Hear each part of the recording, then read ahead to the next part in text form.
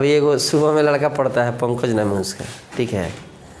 तो आया है बेचारा, तो आजकल तो कढ़ाई वाला सिस्टम चल रहा है, सटाहा सिस्टम। पता नहीं कोई जान पहचान का हो तो पूछिएगा। 12th में रोज़ हुका रहा है लो आजकल। काहे कहते हुकते हैं, लास्ट में काहे कहते हुकते हैं। अब तैयारी बॉर्डर पे जाना है तो अपना मन से तैयारी होगा।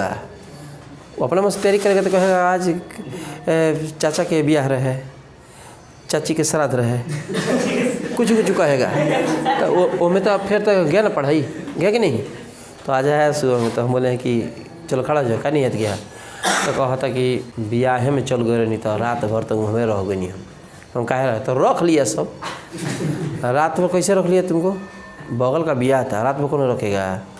वो तो गई तो रात भरी तब नंबर उठिया में टाइम बिता देना उसे। अरे लफुआ नंबर मांगत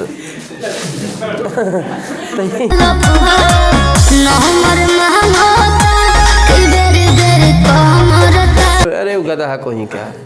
पढ़ाई पर ध्यान दो। बुढ़ाड़ी में चमनप्रासो नाती पता ना दिए सन। कैसे बाबा पढ़ले नहीं कहें, चमनप्रास देखो आ खा जी जीप चटका के जा, बिना बाछिए गोले बाबा। ए राजा जी खड़ा हुई।